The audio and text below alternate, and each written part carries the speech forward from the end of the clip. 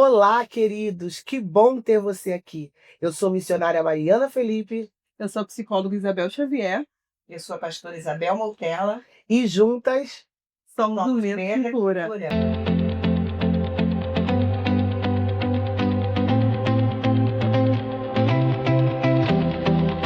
glória a Deus. Estar com você aqui nesse programa tão abençoado é um marco. Um programa muito, como diria, reflexivo, né?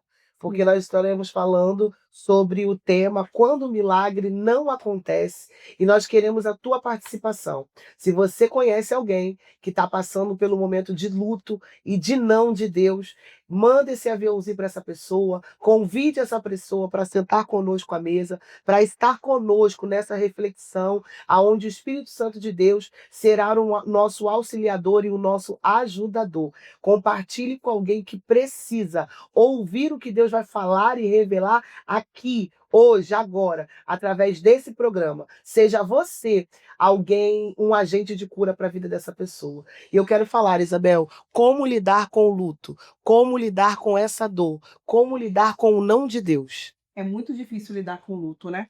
Eu acho que, principalmente quando nós somos cristãos, né? Porque nós esperamos pelo milagre. Nós oramos pelo milagre. E quando ele não acontece, vivenciar o não de Deus é muito difícil, né? Então a gente passa por algumas fases ali dentro do luto, que é a negação, né, a barganha, até a gente chegar na aceitação, a gente passa por um momento de depressão, porque é muito difícil a gente primeiro conviver com a saudade Verdade. e depois aceitar que Deus não quis fazer, Uhum. né? Então eu orei, eu jejuei e eu não consegui alcançar o milagre. Então hoje eu vejo que existem algumas pessoas estremecidas na fé, né? A gente que anda aí em alguns lugares, né? A Mari mais do que eu, a pastora, né? Que tem aconselhado pessoas, a gente percebe que tem muita gente ferida hoje dentro da igreja, que perdeu seus entes queridos e que chora até hoje por essa perda e não consegue compreender por que não alcançou o milagre. E hoje nós estamos aqui para tratar desse tema, né? E dizer que existe amor, até Amém. mesmo no não de Deus, né? Na verdade, o não de Deus não é ausência de resposta. Na verdade, o não de Deus é um livramento, é uma transformação. Porque às vezes, pastor, a gente quer tanto milagre por fora, mas na verdade, o Senhor está realizando a transformação por dentro. Né? E como identificar isso, pastora? Que o não de Deus não é para mudança e nem milagre por fora, mas é a transformação do meu interior e da minha conexão com o Pai. Mariana, com certeza, perdão, com certeza, é um momento extremamente delicado. Nós precisamos ter uma sensibilidade muito grande para administrar esse momento, que é um momento doloroso. Nós não fomos criados para a morte, então é uma dor legítima, é uma dor real. Sim. Nós não estamos aqui minimizando a dor, mas há sim uma possibilidade de nós identificarmos. Por quê? Porque nós temos o Espírito Santo de Deus em nossa vida. E quando nós permitimos esse Espírito tratar conosco, mesmo em meio à dor, em meio à esperança de um milagre, que vai nortear a vida do crente, claro, nós vivemos por fé, então nós cremos no Deus de uma forma total. O Deus que dá vida, é o Deus que tira a vida, Sim. é o Deus que cura uma doença que, de repente, o diagnóstico é para a morte, né? Os médicos não dão mais esperança, mas a palavra final é sempre do Senhor.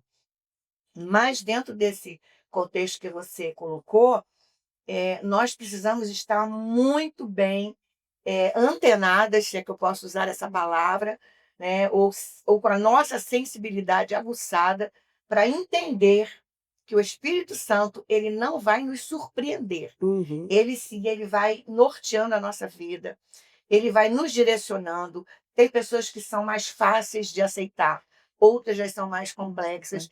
Tem pessoas que não aceitam o não de Deus. E, como você disse, né, o não é uma resposta. É uma resposta. Porque quando nós dizemos, principalmente nós que somos cristãos, que cremos em Deus, e dizemos que Ele é o Senhor, que Ele tem o governo da nossa vida, como não aceitar o não de Deus?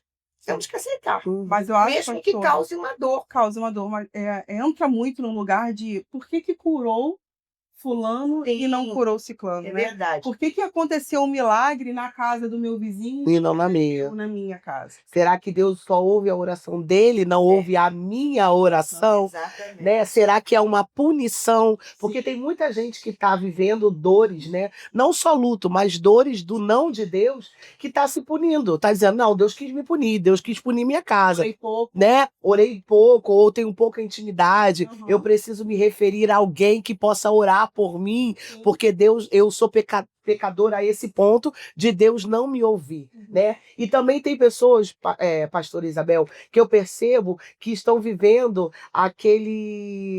aquela crença limitante que Marta viveu.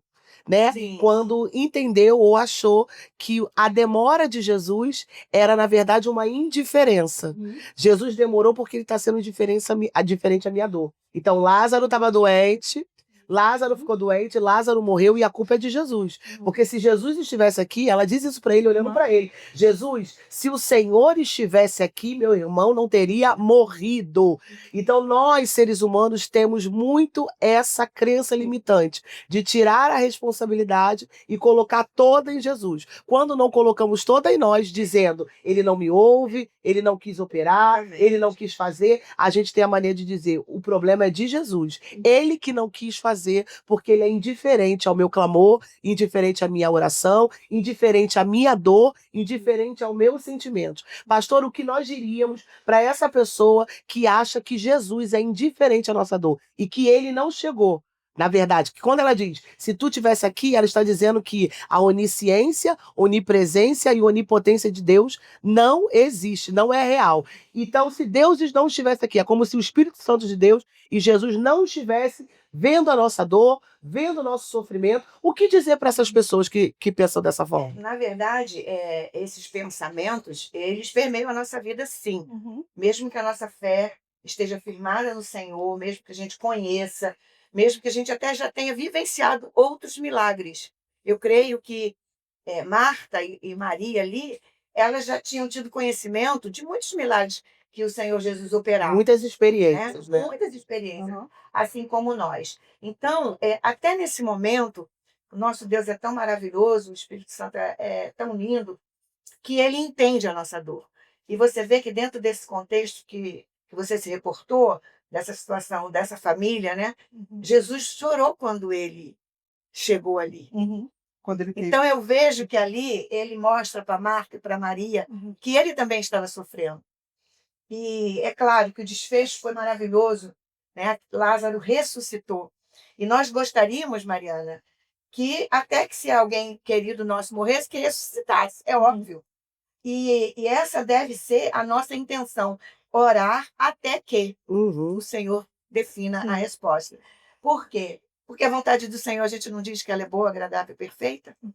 E aí fica essa linha muito tênue entre crer nisso e quando o milagre não acontece da forma como a gente espera, a gente se desespera e aí a gente quer justificar. Não O que é injustificável. Só não se desespera, como também se decepciona, Isso, né? também. Isabel, as pessoas estão vivendo esse tempo, né? O não de Deus tem feito muitas pessoas viverem uma vida frustrada, uma vida de decepção, porque elas colocam em Deus uma expectativa que nunca esteve na palavra e que Jesus também nunca verbalizou, mas que elas, em algum momento, criaram ilusoriamente na sua memória, na sua mente, e acredita que isso é uma realidade. Uma vez que isso não acontece, elas se tornam frustradas e elas se afastam do Senhor, se afastam da presença do Senhor e muitas ficam até revoltadas.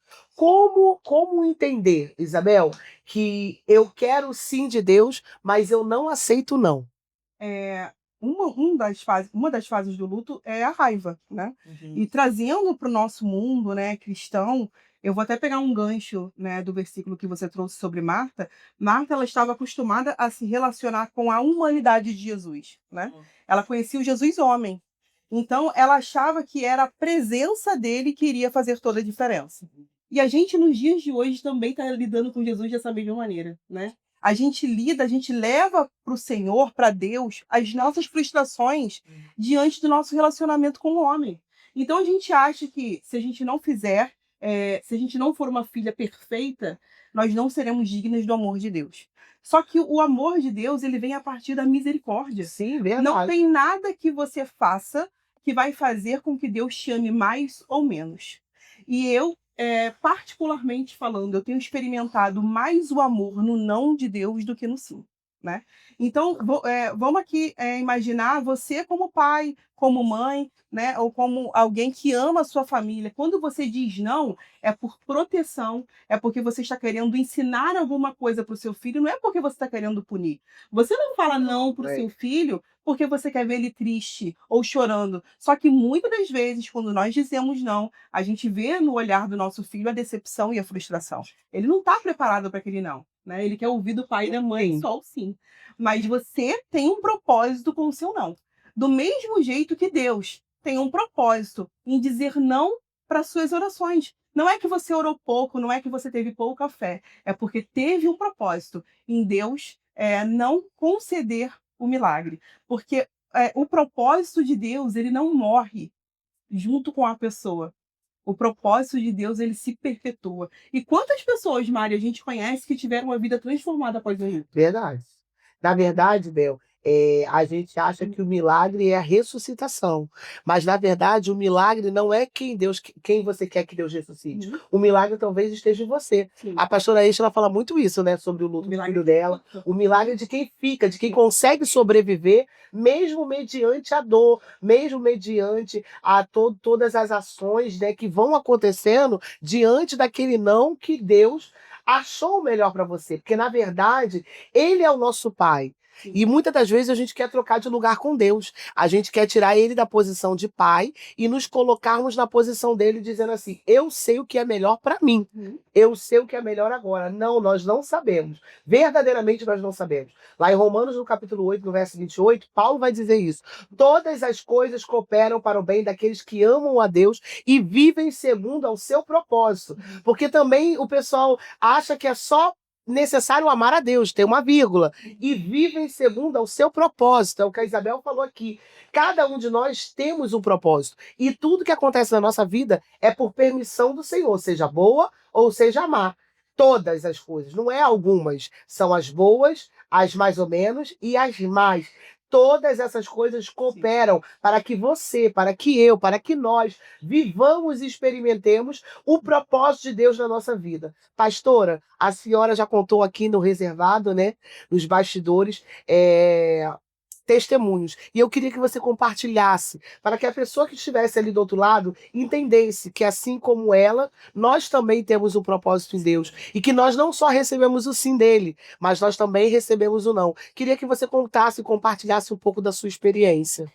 Eu vou falar rapidinho da experiência de uma outra família, que quando a Isabel estava falando aqui, e você também comentou, eu me lembrei de que o propósito continua, mesmo que aquela pessoa, o Senhor recolha. É recolhido. Eu me lembro que o meu esposo foi pregar numa igreja no Rio, numa das filiais ali da Assembleia de Deus em São Cristóvão, no Rio de Janeiro, e a dirigente do círculo de oração, ela havia falecido há 2 meses.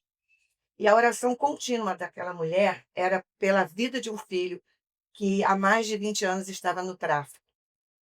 E ela orava muito pela restauração, pela libertação daquele rapaz. E nesse dia que nós fomos ali, era culto da família, nós éramos os líderes da família na sede e nas filiais, e ali o meu esposo pregando. Ao final, no apelo, se levantou um jovem que eu não conhecia, e aí eu vi que um dos obreiros que estava no púlpito começou a chorar, e outras moças se levantaram e foram até ele. Eu vi, era uma família que se juntou ali na hora daquela aceitação ali, né? Aquele jovem voltou para Jesus. E nós não sabíamos da história e tomamos conhecimento após. Então o pai disse sim, esse menino, ele estava no tráfico há mais de 20 anos. Olha que coisa linda, Jesus. E era o que a mãe dele mais queria, que ele voltasse para Jesus. Ou seja, a promessa se cumpriu. O propósito foi O alcançado. propósito se cumpriu. Ela não viu, mas ela morreu crendo. Isso Eu aí. tenho certeza que ela morreu crendo. Senhor, mesmo que eu não veja cuida do meu filho. É porque Isso é o uma nível de experiência uma ação de transformação de Deus não foi quando ela estava viva, mas foi ativado depois da sua morte. para você ver, Mari, que a morte aqui não é o fim. Não é o Não. As promessas, elas perduram, mesmo que você já não esteja em vida. É por Mas você está com o isso, Senhor. é por isso que nós temos tanta dificuldade de lidar com a morte, porque na verdade nós não fomos gerados para a morte, nós fomos gerados para a eternidade. Então o nosso ser, o nosso íntimo, o nosso espírito não se acostumou a isso, porque ele não foi formado para isso. Isso é um processo do pecado adâmico e por isso nós vivemos essa consequência. Mas nós fomos gerados para a eternidade. Então quem está em Cristo, ele descansa. Sente a dor? Sente. Sofre? Sofre. Vive o luto? Vive, irmãos, porque é real, é uma dor cruel, é uma dor martirizante, né, pastora? Que vai nos envolvendo. Porém, a gente entende que há um propósito. A gente entende que a vontade do Senhor, verdadeiramente, ela é boa, perfeita e agradável Sim. em todas as esferas. E aí eu vivi isso, né? Eu tenho alguns relatos de lutos na minha família, mas teve um luto que me marcou, que foi um luto de um tio, né, no ano de 2013. 2014, perdão, 2014, esse tio, madrugada do dia 13 para o dia 14, eu recebi a ligação dele. Ele tinha sofrido uma informação que a mãe que o criou, né, havia tido um AVC, estava internada, e ele me ligou desesperado naquela madrugada, e era meio que uma despedida, e nós não sabíamos, né? Eu não sabia que era o meu último contato com ele. Mas ele é irmão do meu pai, e era alguém que nós tínhamos muito a proximidade. Ele viveu essa transformação na sua vida. Ele conheceu Jesus, mas se desviou. Mas na reta final, ele viveu essa transformação do Senhor, de aproximá-lo até o altar de Deus. E ele ligou e eu fiquei meio assustada pelo horário, né, não entendendo. Eu estava recém-reconvertida. E aí, passado algumas horas que eu acordei pela manhã, eu recebi a notícia da minha mãe que ele estava sumido, desapareceu, né? E aí eu, recém-convertida, o que fazer? Orar. Todo mundo diz que a gente ora e Deus ouve, todo mundo diz que a gente ora, né? E Deus se apresenta. E aí eu fui orar, fui orar, fui orar, fui orar. E as informações que chegavam não eram tão boas, não eram legais. Ninguém localizava, ninguém achava.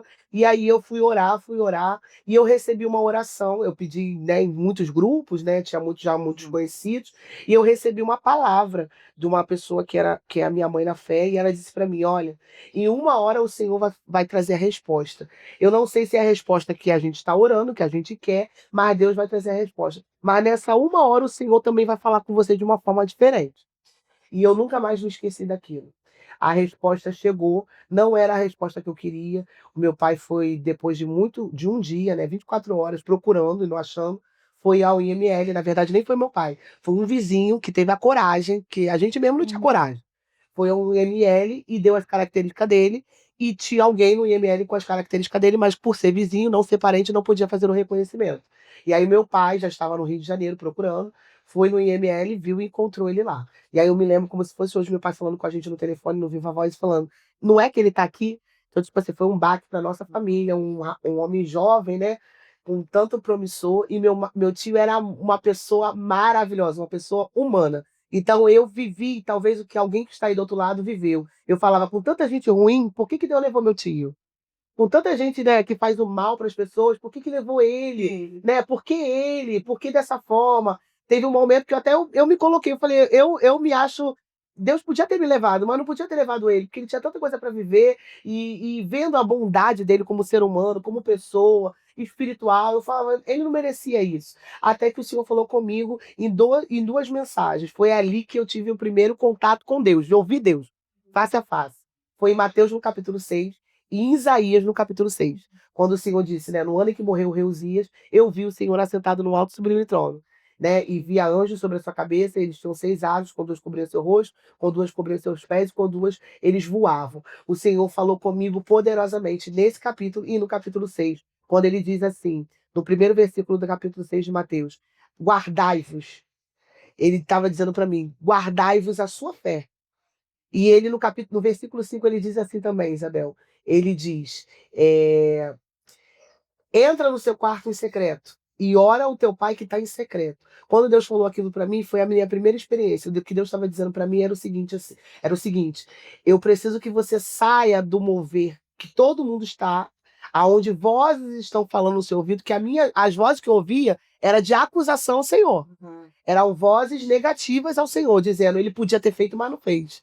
Ele não ouviu tua oração. Ih, não fica aí não. Para que você vai servir esse Deus? Esse Deus não serve de nada. Você clamou, orou, sua família orou, todo mundo orou e ele não ouviu. E quando eu ouvi essa voz, eu entendi que o Senhor estava dizendo para mim: enquanto você estiver nesse alvoroço de vozes, você vai ouvir vozes que te afastam de mim. Mas quando você entrar no secreto, aonde eu estou, você vai ouvir a minha voz e você vai entender que mesmo nessa dor haverá um propósito. Eu confesso a você que quando eu saí do meu quarto, quando eu saí daquela oração, eu saí uma nova criatura, Glória a Deus. uma nova pessoa. E entendendo que aquele dia de sepultamento do meu tio, eu só estava sepultando um corpo, mas que eu teria em Deus um propósito de trazer essa transformação para minha família, para que no dia do juízo final todos nós estivéssemos com ele na eternidade. Que aquele dia não era o fim, mas que naquele momento havia sim uma dor, havia sim um afastamento, uma saudade latente no nosso coração,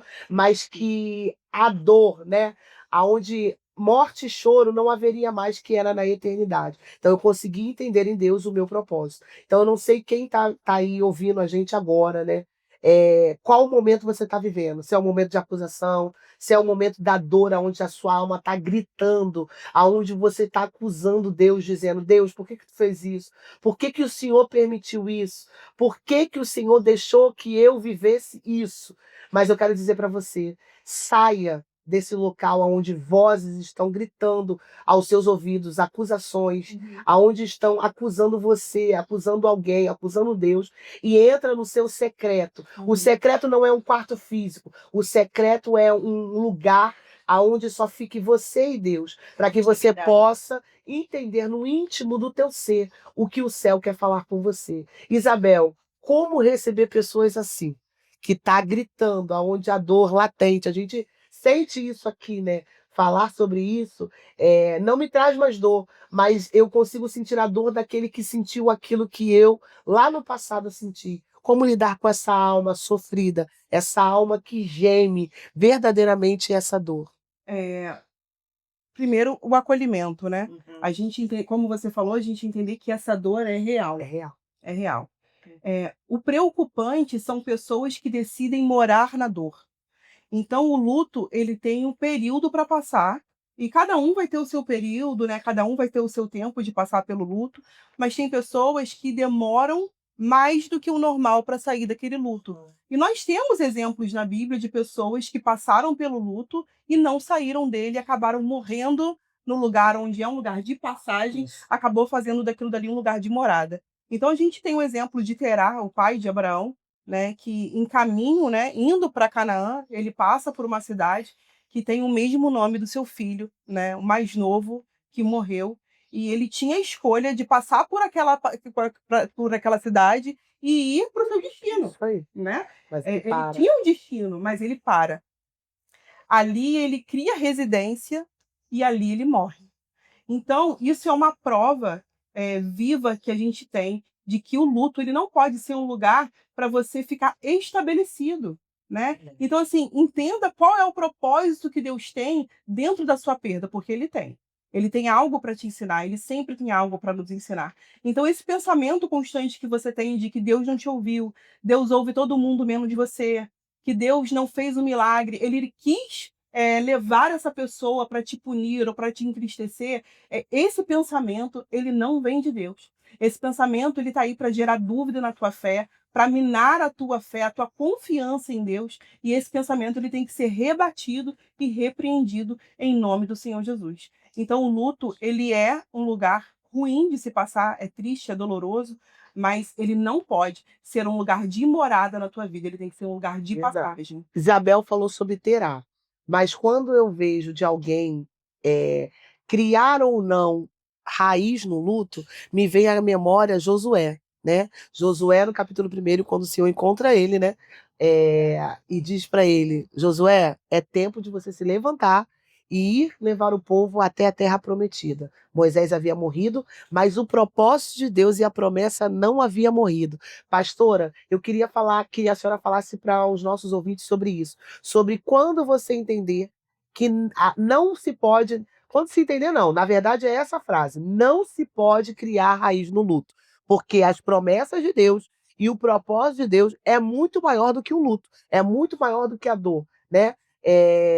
Para Josué foi muito difícil, porque Moisés não era só um líder, mas era um amigo, era alguém próximo, alguém que acreditou, alguém que confiou. E aí Deus se apresenta para ele e diz: meu filho, se levanta, se erga, passa esse Jordão, vai para o outro lado, né? Como desarmar a sua tenda na dor? Pastora, me diz, como desarmar a tenda na dor e entender que há um propósito muito maior do que a dor do luto? Mariana, é um tempo muito difícil, é doloroso demais, demais. E eu vivenciei isso.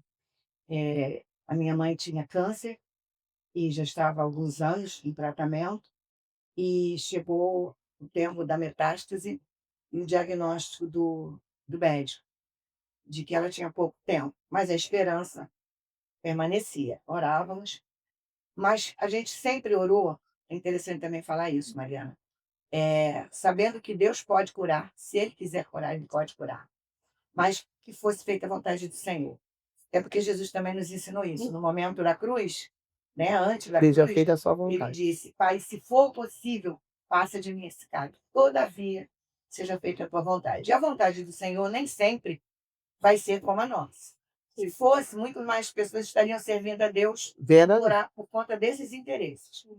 E a minha mãe, eu contei para vocês aqui, né, em off, ela havia recebido uma promessa interessante que não foi para ela, foi para a minha vida e para a vida do meu esposo, sem nós estarmos ali.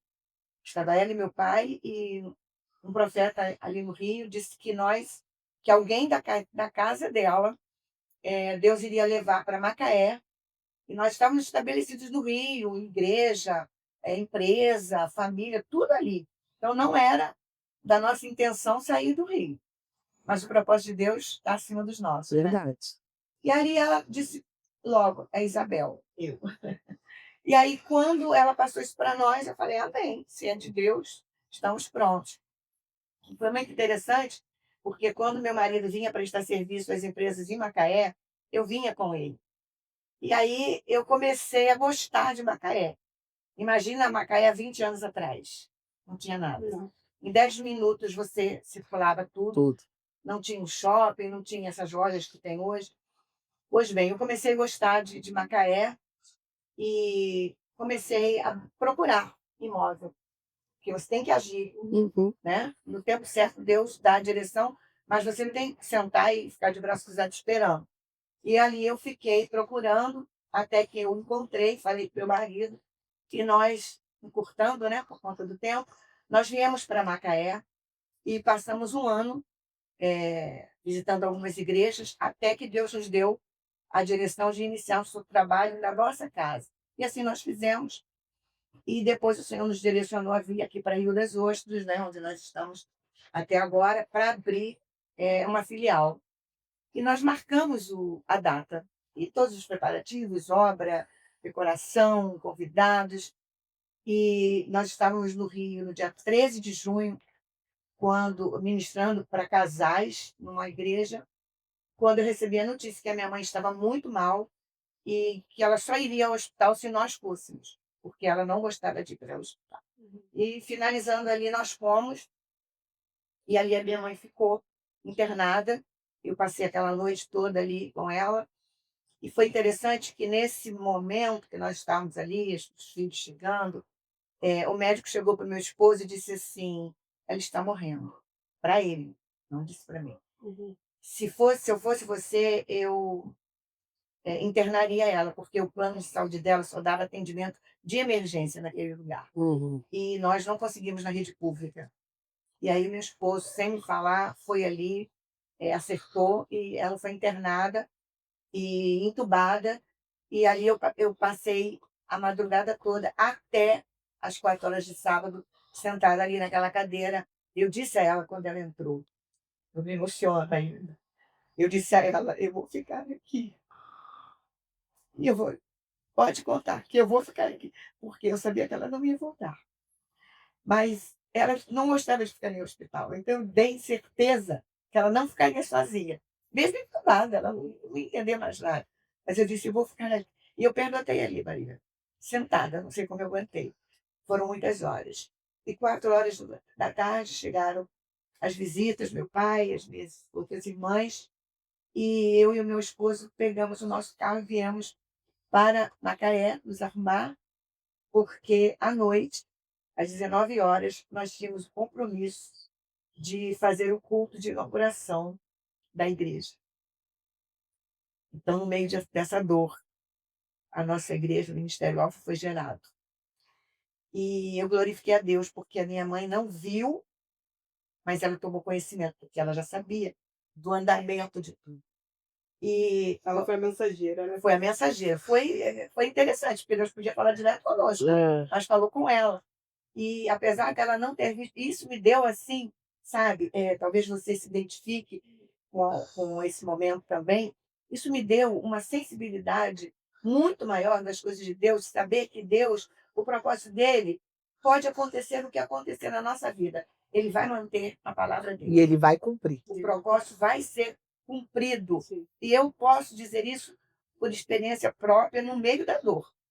E aí, fizemos o culto no sábado, fizemos o culto no domingo, na segunda-feira eu retorno para o Rio. Eu nunca fiz um trajeto Macaé, Uhum. Rio de Janeiro, tão doloroso como aquele. Parecia já que era Deus me preparando.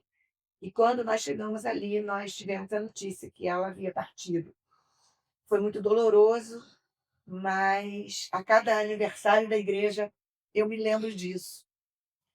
No início foi difícil, as lágrimas vêm, a lembrança vem, a saudade A vem, saudade vem. mas aí isso também vai amadurecendo, a dor vai amadurecendo. Sim. Eu não consigo mais, é importante nós ressaltarmos isso, Mariana, quando você, Isabel, falou que o luto tem que ser esse lugar de passagem. Nós não podemos Criar raiz. criar raízes, fazer morada nesse local do luto. A tenda da dor. A tenda da dor. Não pode ser, não pode. É passagem, é real, é real. A dor é forte, claro.